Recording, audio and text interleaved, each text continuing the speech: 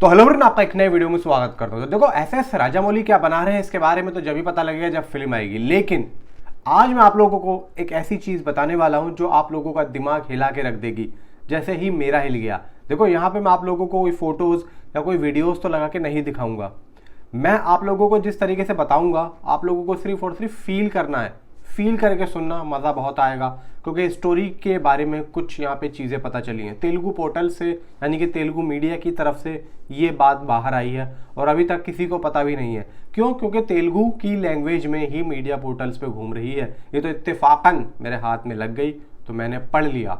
भाई कमाल की न्यूज़ है, मैं भी हिल गया। उसके बाद में फिर महेश बाबू को ये स्टोरी सुनाई तो महेश बाबू ने सुनते ही हाँ बोल दिया और उन्होंने कहा कि इसके आप डायलॉग्स और स्क्रीन पे लिखना शुरू कर दो। तो यहाँ से ये कहानी की शुरुआत होती है। महेश बाबू को यूं ये फिल्म मिली। ये बात RRR फिल्म से पहले की है, वो रिलीज भी नहीं हुई थी और शूटिंग भी आई थिंक शुरू भी नहीं हुई थी। RRR की उस टाइम की बात है ये जब फिल्म का निर्माण हुआ था। अब बात आती है कि फिल्म के अंदर क्या दिखाया जाएगा। देखो फिल्म के अंदर हम लोगों को सीधा सीधा एक चीज बताई जाएगी। पृथ्वीराज सुकुमारन के कैरेक्टर से इस फिल्म की स्टार्टिंग होगी और लगभग 2027 से 2027 का हमें करंट साल दिखाया जाएगा और स्टार्टिंग होगी पृथ्वीराज सुकुमारन की एक नाकामयाबी से। मतलब वो एक बहुत बड़ा शक्तिशाली आदमी बनना चाहता है और वो चाहता है कि मैं अपनी एक नई दुनिया बनाऊं। जैसे कि हमने कल्कि में देखा, जो कि कमल हसन का कैरेक्टर था, वो भी अपनी एक नई दुनिया बनाना चाहता है। तो ठीक उसी तरीके से पृथ्वीराज यानी कि कुंभा भी अपनी एक नई दुनिया बनाना चाहता है, लेकिन उसे बनाने के लिए उसके पास शक्तियां नहीं है, ताकत नहीं है। जैसा कि हमने उसको व्हील चेयर पे देखा है, वाकई में भाई शक्तियां नहीं है।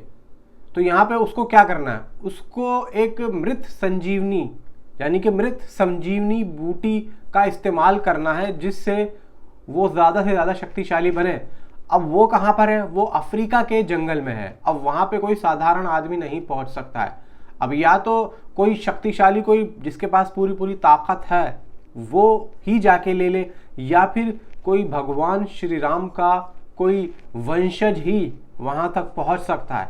तो यहाँ पे जो महेश बाबू का कैरेक्टर है वो कहीं ना कहीं फिल्म के अंदर यही दिखाया जाएगा कि भगवान श्री राम का एक वंशज, मतलब समझ रहे हो मेरे बात को, वंशज के रूप में यहाँ पे महेश बाबू का कैरेक्टर होगा।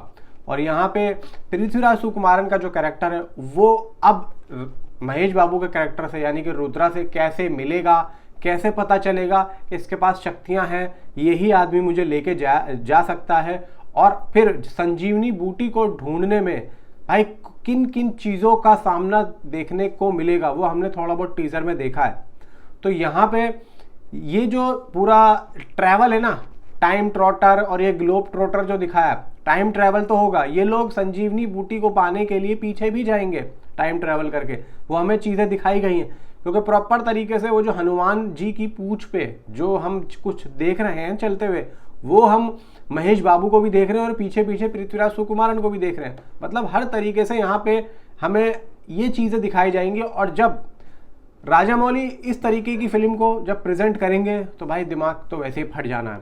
आप समझ लो। देखो कहानी मुझे पता है कि आप लोगों का सुन के यही समझ में आई होगी कि भाई एक दुनिया बनाना चाहता है और ये है और वो है।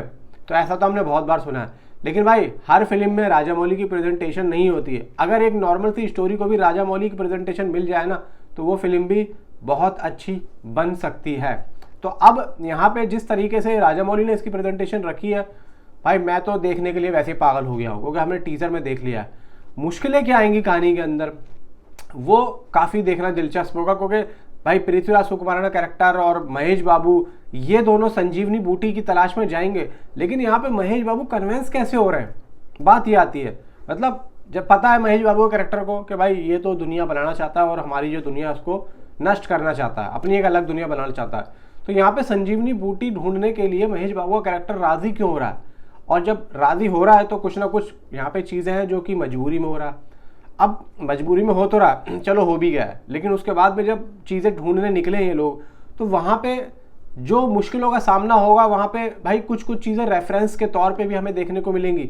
जैसे कि आपने एक सीन देखा होगा कि जब कुंभकर्ण के हाथ में एक पत्थर होता है और वो जब मार रहा है और सामने से जो श्री राम होते हैं वो वानर सेना की जो एक भाई ऐसे एक मीनार, मतलब मीनार सी बनी हुई है, उसके ऊपर भगवान श्री राम है और वो अपना भाई साहब वार कर रहे हैं, आई थिंक शायद कुंभकर्ण की तरफ ही कर रहे हैं। तो वो जो सीन है वो कहीं ना कहीं एक तरीके से आंट यानी कि चींटियों से रेफरेंस लिया गया है।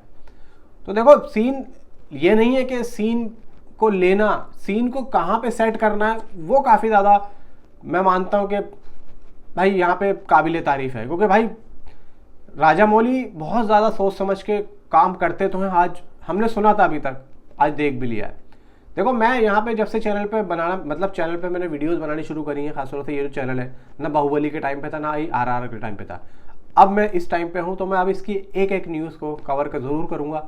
और भाई उम्मीद भी है भाई यहाँ पे वीडियो चले ना चले, लेकिन वीडियो आप लोगों को ज़रूर आएगी, ज़रूर मिलेगी इस चैनल पर, ताकि आप लोगों को एक से बढ़कर एक रिपोर्ट मिलती रहे। Thanks for watching.